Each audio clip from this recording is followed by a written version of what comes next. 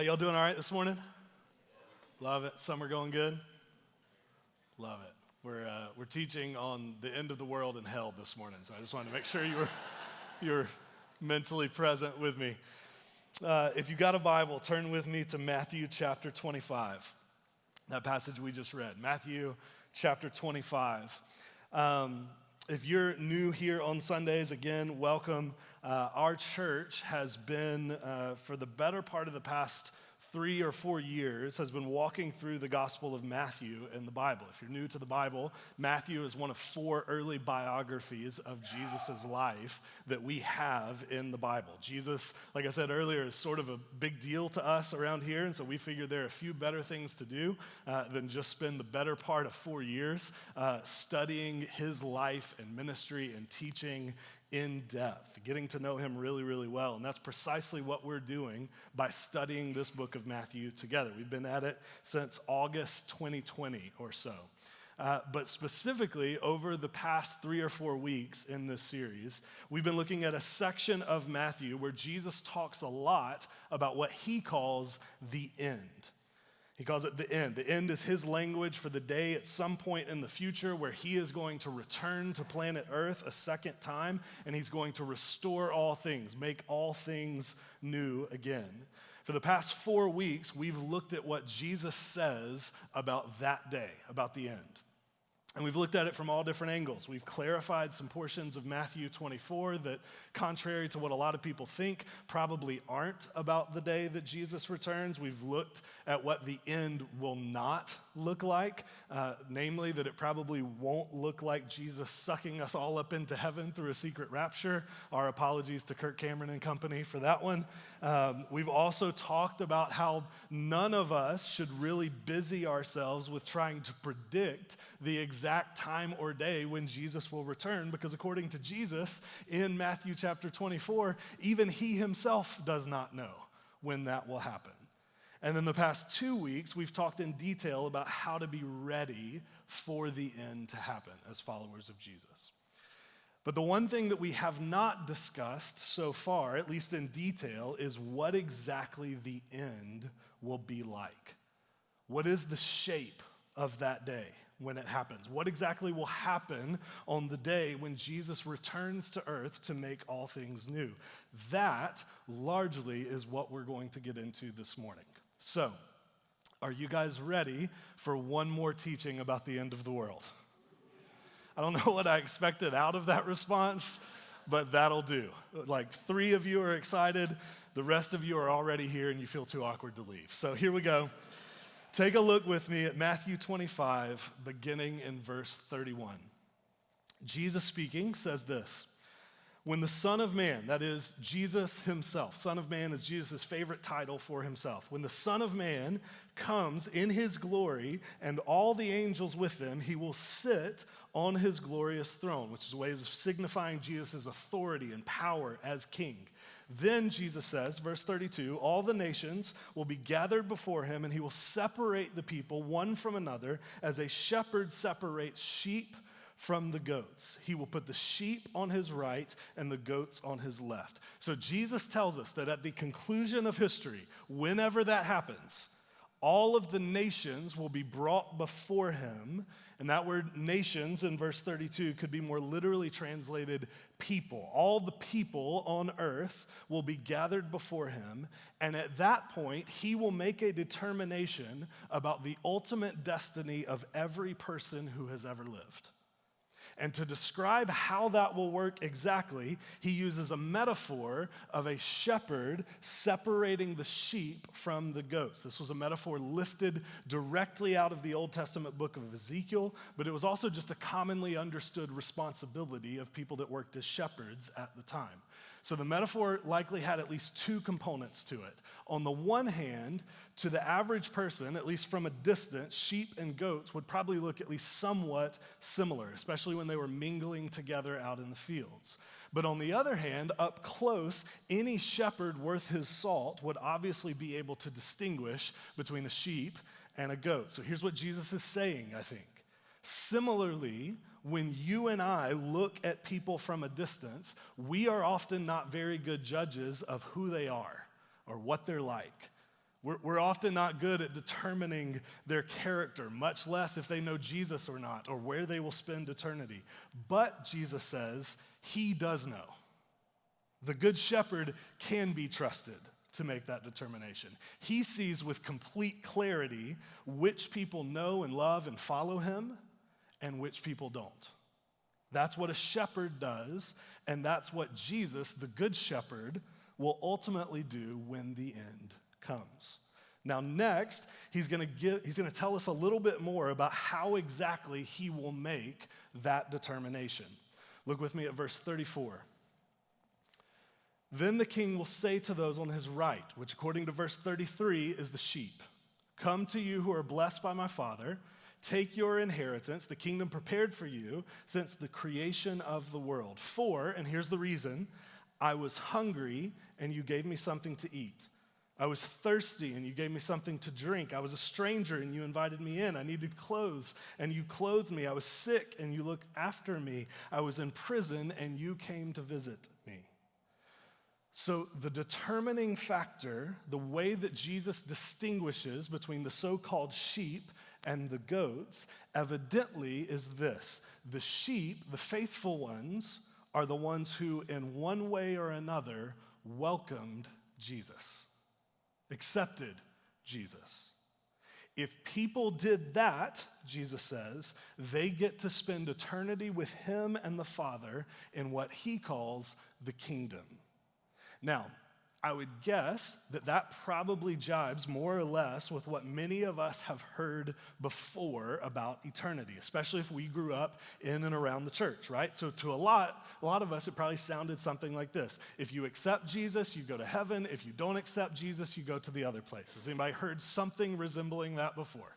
Okay. I guessed as much. So far, so good. Except at exactly the same time, Jesus seems to be saying something a little bit more than that here. Because it doesn't seem like he's just talking about raising your hand at a church service or telling people that you accepted Jesus in a spiritual internal sense. Here in Matthew chapter 25, it seems like Jesus means something a little more tangible than that. A little more active.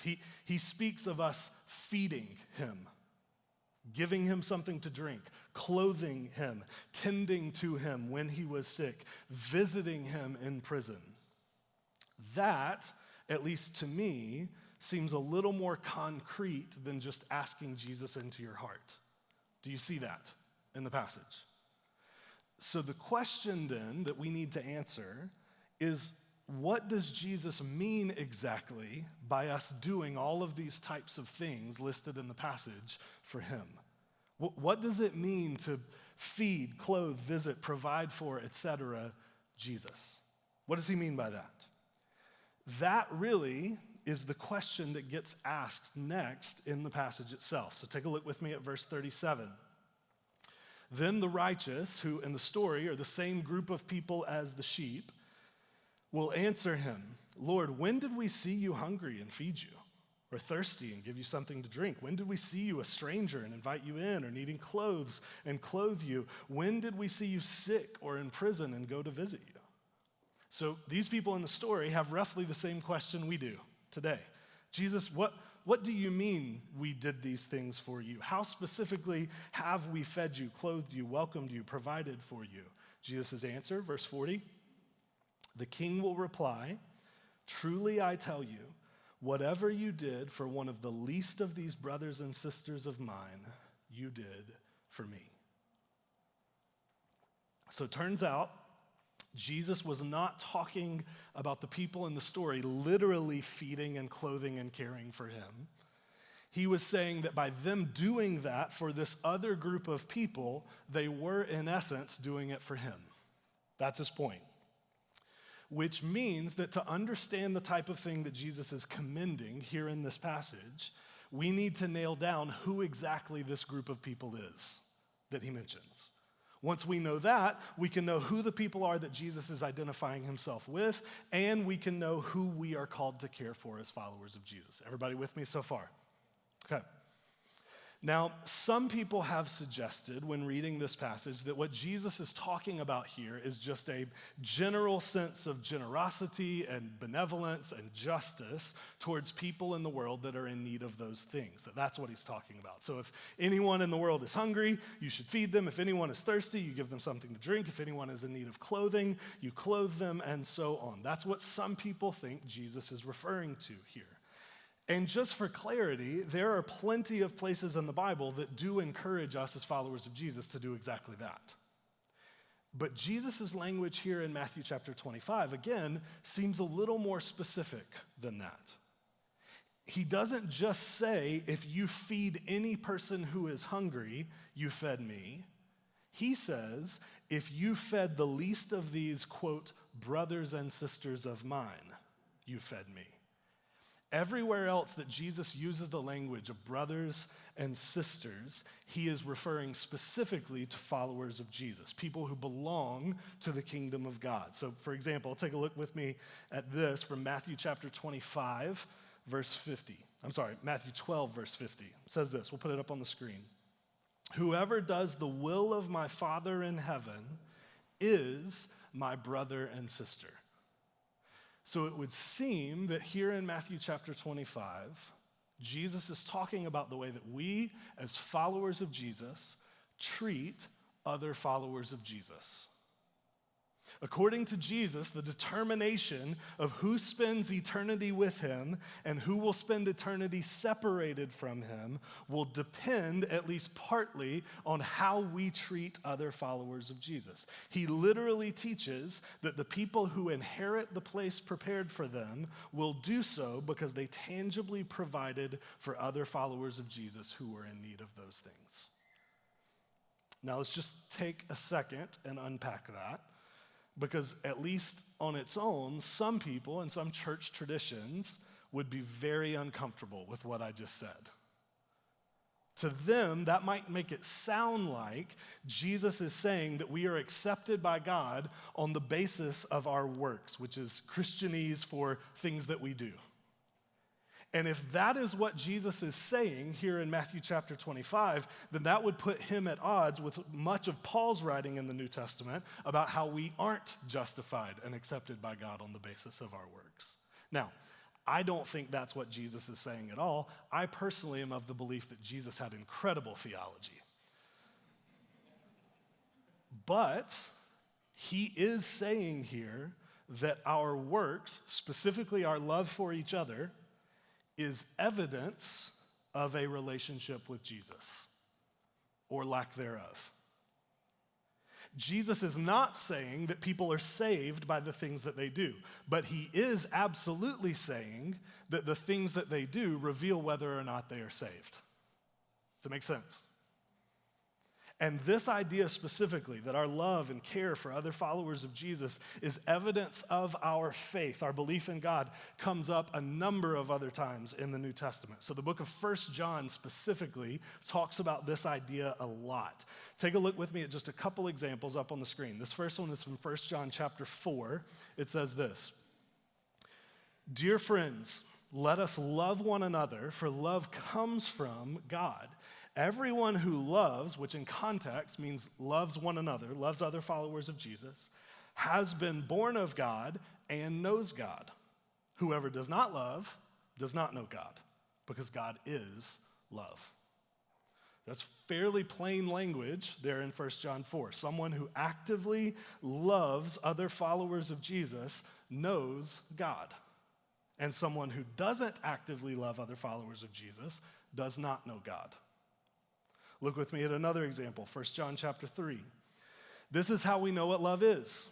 Jesus Christ laid down his life for us, and we ought to lay down our lives for our brothers and sisters. If anyone has material possessions and sees a brother or sister in need," so he starts to sound a lot like Matthew 25 here, "sees a brother or sister in need, but has no pity on them, how can the love of God be in that person?" Answer, they can't. "Dear children, let us not love with words or speech, but with actions and in truth." So this one sounds a lot like Jesus' logic in Matthew chapter 25. It's almost like the scriptures are unified in what they teach or something. John just said, if you love and care for God's people, that is evidence of you having a relationship with God. So if you see a brother or sister in some type of need, food, water, clothing, assistance, and you do not lend a hand, well, then the only logical conclusion is that you do not actually know God. So do you see how closely these two ideas are connected in the scriptures? Love of God and love for others. A love for Jesus, the scriptures say, necessitates a love for other followers of Jesus. And a genuine love for other followers of Jesus is evidence of a love for Jesus. This is why I get so baffled sometimes when people will say things like, oh, I love Jesus, I just don't love the church. Because that, with all due respect to the people saying it, is theologically impossible. You can love Jesus and be frustrated by the church. I often am. You can love Jesus and have issues with the church. You can even love Jesus and not be a fan of a lot of the church's activities and actions as we see it. But you cannot love Jesus and not love, serve, and sacrifice for other people that love Jesus. Not help them, not care for them, not provide for them when they're in need. You can't love Jesus without living an active relationship with other followers of Jesus. Jesus just told us that that is an impossibility. If you love God, you will necessarily love God's people. And Jesus is going to tell us next that there are consequences of living a life absent of the love of God. So pick it back up with me. Matthew chapter 25, this time in verse 41. This is where it starts to get a bit heavy. Then he will say to those on his left, so now Jesus pivots, talks to the other group of people. Depart from me, you who are cursed, into the eternal fire prepared for the devil and his angels. For I was hungry, and you gave me nothing to eat. I was thirsty, and you gave me nothing to drink. I was a stranger, and you did not invite me in. I needed clothes, and you did not clothe me. I was sick and in prison, and you did not look after me. And then, verse 44, they will also answer. This group will also answer.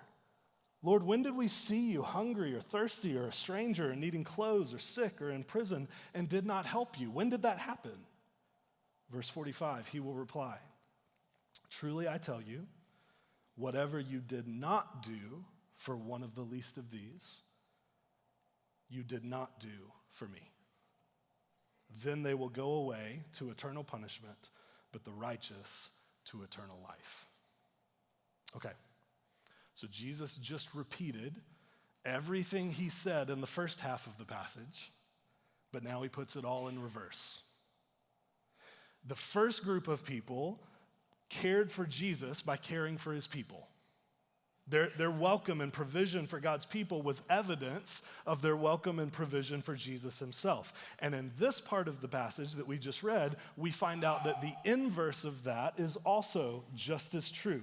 The second group of people's unwillingness to welcome and provide for God's people is also evidence of their rejection of Jesus himself. And the consequence of rejecting Jesus is eternal separation from him. It's what Jesus describes with imagery like eternal fire and eternal punishment, which is the imagery that he uses everywhere else in the Gospels for what you and I call hell, the state of perpetual separation from God. Which means that in the past 3 teachings that I've given here at City Church, I have talked about abusive church leaders, the end times, and hell. And I am now realizing I need to get better at putting together our teaching schedule so that I do not have to teach all of those topics. But from what I can recall, last week, Marcus all but promised y'all that I was going to answer all of your questions about hell. That was at least my understanding of it, so thanks for that, Marcus. But let's talk for a bit. Because this idea of hell, or eternal punishment, is admittedly one of the most difficult ideas for us as modern Americans to get on board with. To many, many people, hell feels woefully incompatible with our understanding of God and what he is supposed to be like. We hear passages like this one that we just read, and whether we want to admit it or not, something within us just goes, really? Eternal punishment? Fire? Is that really what's going to happen? So because of that gut reaction, here's what I'd like to do.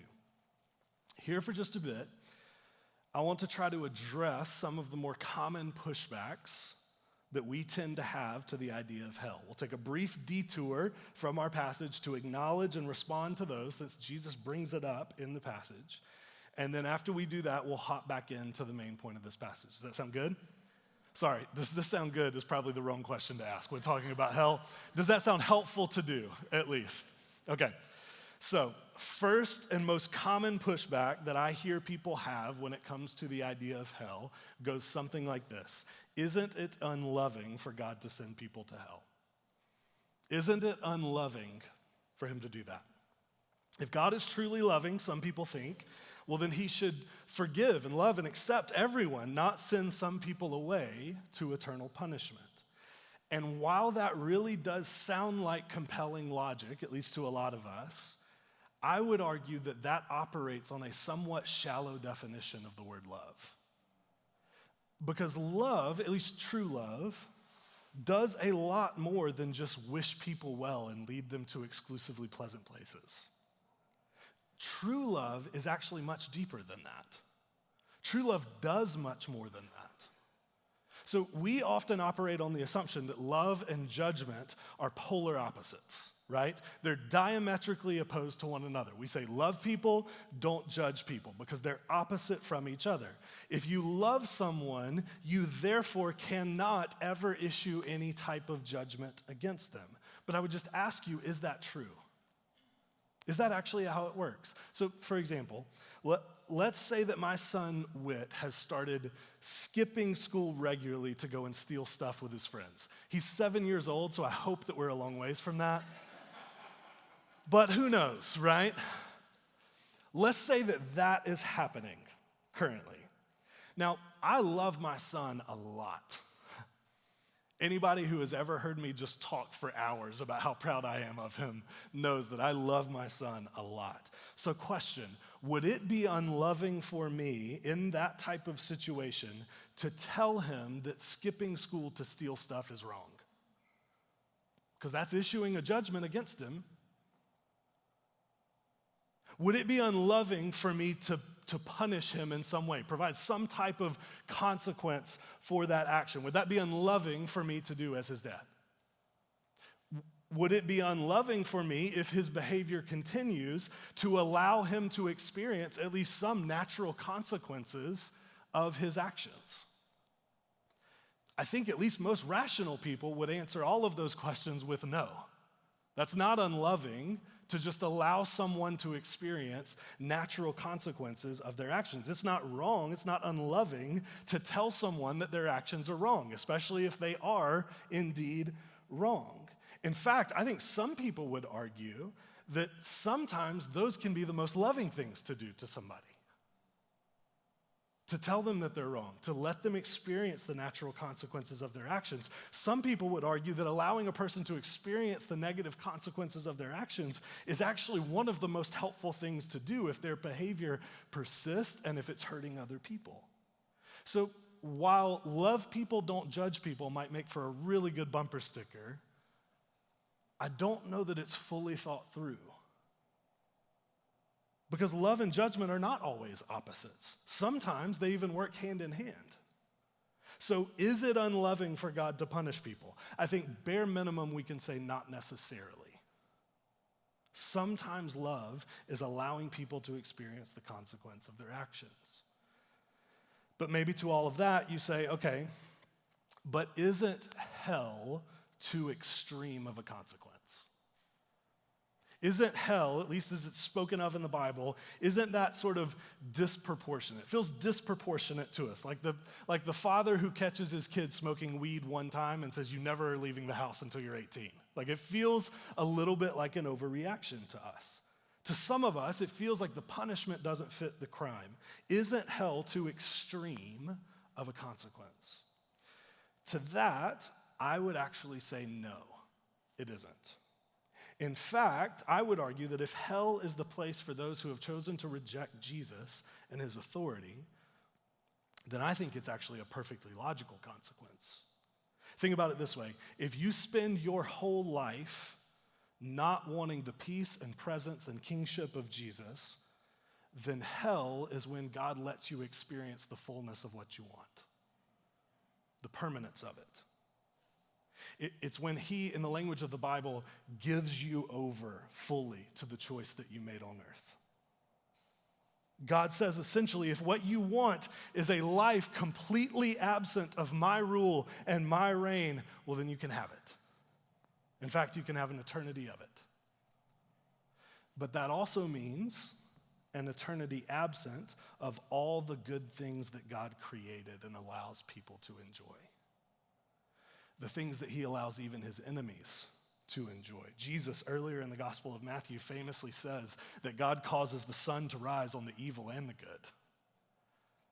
He causes the rain to fall. He sends rain on the righteous and the unrighteous. The world that we live in right now is full of things that God, in his mercy, has allowed everyone to enjoy, regardless of their status with him. Things that theologians will call common grace. Things like life, breath, beauty, creation, relationships, friendships, sex, food, drink, and the list goes on, right? All of these things that God allows all of us to enjoy simply because he is gracious in his nature. Whether we realize it or not, everything that you and I love and enjoy about the world exists because God allows us to have and love and enjoy and experience those things. But here's the thing, if we spend our entire lives rejecting God, refusing to acknowledge him as the giver of all of those things, there will come a day where he allows us to experience the full consequences of that rejection. Which also means no him and no common grace gifts from him anymore. All the things that God is patiently allowing us to enjoy in the here and now will be taken away on that day. That, in essence, is what hell is. It is permanent separation from God and all that God gives. In the language of Matthew chapter 25, it's departure. Jesus says to the people on his left, he says, "Depart from me."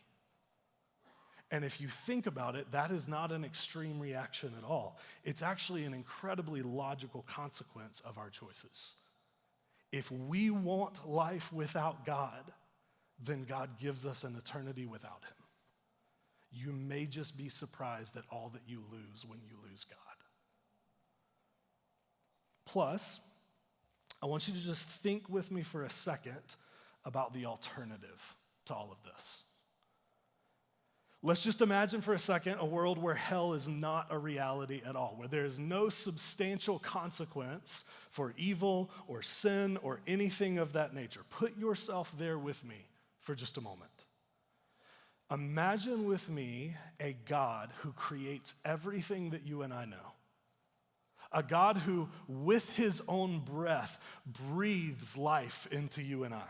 Puts literal air into our lungs so that we can come alive. Imagine a God who puts human beings that he made into a garden where he has provided for them everything that they could ever need or want or hope to have, including unhindered, unrestricted access to him, the God of the universe. And then imagine that God watching as those humans turn their back on him completely. Imagine them taking every single thing that he gave them for good and twisting and distorting it towards evil. Imagine watching those humans hate each other, hurt each other, harm each other, abuse one another. Imagine watching them steal and kill and destroy everything around them. Imagine them wreaking devastation on the good world that he made, wreaking havoc on everyone around them, including themselves, resulting in unthinkable horrors like destitute poverty and injustice and sexual abuse and racism and sexism on down down the list and imagine him watching all of that play out for generation after generation after generation on a global scale throughout human history. You have that picture in your head? Feels an awful lot like the world we occupy. Okay, now imagine God witnessing all of that and his response being, not a big deal. I know that feels like a lot, but I'm much too loving of a God to be bothered or angered or disturbed by any of that. I just choose to think positive thoughts. I'll send them my good vibes. That'll help. How do you feel about that picture of God? Does that feel like a good God to you? It doesn't to me. Theologian FLEMING Rutledge puts it this way. She says this: we must believe in hell because there is no other way to take seriously the nature and scale of evil in the world. We must believe in hell because there is no other way to do justice to the victims of darkness. We must believe in hell because without it, Christian faith is sentimental and evasive, unable to stand up to reality in this world. Without an unflinching understanding of the radical nature of evil, Christian faith would be nothing but a suburban bedtime story. You see, this is why in many, many other parts of the world, outside of the modern West, where people are faced with injustice after injustice after injustice right before their eyes. In those parts of the world, their hang up with the God of the Bible is not that he is too just, it's that he's too merciful. To them, the irrational thing is actually that God would see it fit to show some people mercy who are responsible for such evil. That to them is the unacceptable thing about the God of the Bible, his mercy, his grace. And maybe you hear all of that and you still think, okay, I get it, but I haven't committed any grave injustice. I'm a pretty good person, all things considered. I try to do the right thing. It's not my fault that all of those things exist. It's not my fault that the world is the way that it is. See, but that's part of the problem. Of course we don't think we're that bad. Nobody ever does. As the popular saying goes, no single raindrop ever feels responsible for the flood. All of us in the room, myself included, are likely responsible for far more evil, far more pain, far more injustice, far more brokenness than we would ever dare to admit. We have just gotten really good at convincing ourselves otherwise.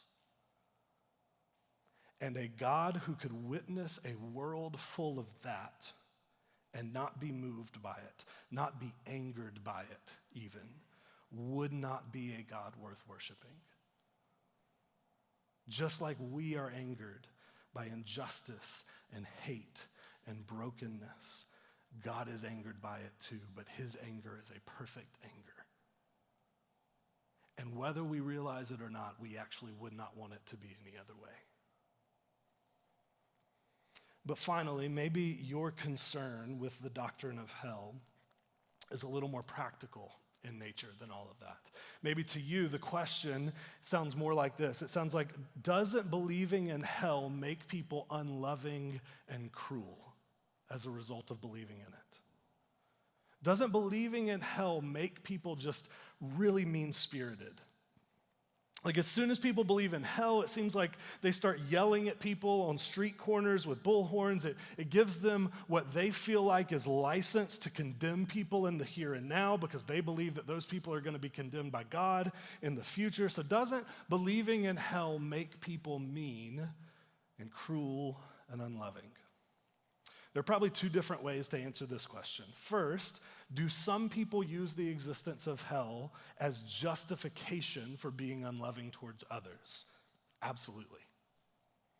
I don't think there's any way to argue that otherwise. But second, and I think this is actually the far more important question to answer, should believing in hell make people act that way?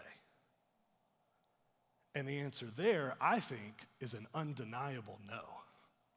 No, it shouldn't. Believing in hell does not automatically make people mean or unloving or cruel. In fact, the scriptures would make the exact opposite point. It would say that it actually creates the exact opposite reaction. Look with me at Romans 12 up on the screen. Paul says this, "Do not repay anyone evil for evil. Be careful to do what is right in the eyes of everyone. If it is possible, as far as it depends on you, live at peace with everyone. Do not take revenge, my dear friends, but leave room for," what's that next phrase? "Leave room for God's wrath, i.e. hell. For it is written, 'It is mine to avenge, I will repay,' says the Lord. So on the contrary, if your enemy is hungry, feed him. If he is thirsty, give him something to drink. In doing this, you will heap burning coals on his head. Do not be overcome by evil, but overcome evil with good." Do you hear what he's saying? He's saying when you truly understand that God will have the final say, that he can be trusted to settle the score, and therefore you do not have to, what does that free you up to do? In Paul's mind, it frees you up to love, to live at peace with others, to do good towards others, to feed the hungry, to give water to the thirsty, even to do those things towards those who consider themselves your enemies. When you understand the fullness of God's justice, you know that you can entrust that justice to him. So does believing in hell make people mean and judgmental and cruel? It shouldn't. When seen correctly, it actually has precisely the opposite effect. It makes you the most loving type of person the world has ever seen. And listen, just in case you doubt that, in case you think that is nothing but empty theory, I would encourage you to go look at examples just on the internet throughout human history of the people that have offered the most incredible forgiveness and love and provision towards people that have hated them and harmed them. And I guarantee you that 9 times out of 10, it'll be a follower of Jesus who was able to do that. Because when you understand God's justice, you understand that he can be trusted with justice. It frees you up to love, to forgive, to offer help, to offer care, even towards those that have made themselves your enemy. Which brings us full circle back to Jesus' main idea in this passage. That the mark of whether or not a person truly knows and trusts Jesus is their love. Specifically, their love towards other followers of Jesus. That, according to Jesus, is the telltale sign of whether or not someone has encountered the true saving grace of God, is their love for each other. Jesus puts it even more succinctly in the Gospel of John, chapter 13. He says this, "A new command I give you, love one another. As I have loved you, so you must love one another. By this, everyone will know that you are my disciples, if you love one another." This is how people will know that you're my disciples, Jesus says, by your love for each other. So we'll just land our time here with this one question, very, very simple. Based on Jesus' metric in Matthew chapter 25, have you encountered the saving grace of Jesus? Which is the same thing as to ask, do you love other followers of Jesus? Jesus says that those are the same question. Now, let's remember for a moment, as we think on that question, let's remember that the Bible defines love a little differently than we do in our society. In this very passage, in Matthew chapter 25, love is feeding someone when they're hungry. It's giving them something to drink when they're thirsty. It's inviting them into your home and in your life when they are a stranger. It's providing for them materially when they are in need. It's caring for them when they are sick. It's going and visiting them when they are in dire circumstances. Love, in other words, is far more than just having pleasant feelings towards other followers of Jesus. It's more than just going, oh yeah, those city church people, I really like them. They're cool. I like hanging out with them. They make me feel good. Those people in my life group, they're fun. I like hanging out with them when I'm not too busy. All of that is great. And I hope you feel a lot of that towards the other followers of Jesus in your life. But biblically, that is not love. That's affinity, That's friendship. That's having acquaintances in your life. But that's not love. Love, biblically, is actively preferring someone else's well-being, sometimes even at the expense of your own.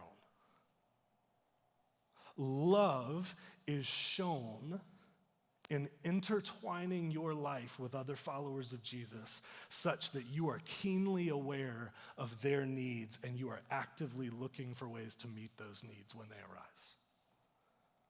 To put it another way, biblical love is often demonstrated through sacrifice, through action, through tangible, hands-level care and provision for others. Remember those words from 1 John chapter 3 from earlier. Dear children, let us not love with words or speech, but with actions and in truth. So with that definition of love in mind, let me just ask you the question again. Do you spend time loving other followers of Jesus? Is your life intertwined with theirs in such a way that you know about and seek out ways to help meet their needs as they arise? Is that a consistent characteristic of your life? Not do you do that perfectly, because none of us do that perfectly. But do you do it consistently? Is it a pattern in your life? Because according to Jesus, in Matthew chapter 25, that is the mark of a follower of Jesus. Not just whether or not we made a spiritual decision at some point in our lives to invite Jesus into our hearts, but whether or not his heart has become our heart. Whether or not we embody the posture towards each other that he embodied towards us in the gospel. Because the operating definition of love that we work from as God's people is the love displayed by Jesus. The love that he embodied towards others. That's where we start. As it also says in 1 John, this whole sermon brought to you by the book of 1 John and Matthew. This is love. So here's our definition. This is love, John says. Not that we loved God, but that he loved us and sent his son, Jesus, as an atoning sacrifice for our sins. Dear friends, since God so loved us in that way, we also ought to love one another. That's the idea. If you want to know what true love really looks like, look no further than the cross of Jesus, where God so loved the world that he gave up his only son to come and prefer our eternal well-being to his physical well-being on earth, where he would abandon everything, even down to his own life, so that we could know and love and follow him, where he endured hell itself in his body on the cross so that those who trust him would never have to experience it. That is love. That's the love that saves us. That's the love that rescues us out of our sin. And that's the love that motivates us and frees us up to live in exactly the same way towards each other as followers of Jesus. So I will just ask you, have you encountered that love? If you're brand new to church, if you're brand new to Jesus, if you're brand new to all of this, I would say for a moment, let's just forget the stuff about loving each other. Let me ask you, do you understand that that was done for you?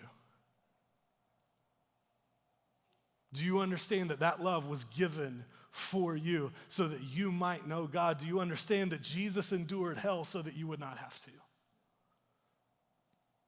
And then from there, for those of us that have understood, have grasped, have internalized that, I would just ask, are we echoing that same love to each other?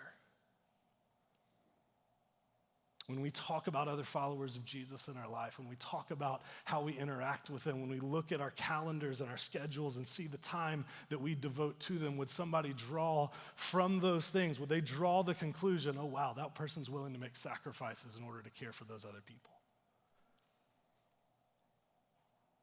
And if not, I would just ask us that we return again and again to the good news of the gospel. This is love. Not that we loved God, not even that we're consistently good at loving other people. This is love, that God loved us and gave his son Jesus for us. So every week as a community, we go to the tables throughout this room and we remember that moment when Jesus abandoned it all for us. When he went to the cross where his body would be broken and his blood would be spilled out for us in the grandest demonstration of love that this world has ever seen. And as we go to the tables together as a community, we're reminded that in the same way that Jesus loves us, we are also invited into loving each other. So let's ask for his help together, shall we? Let's pray.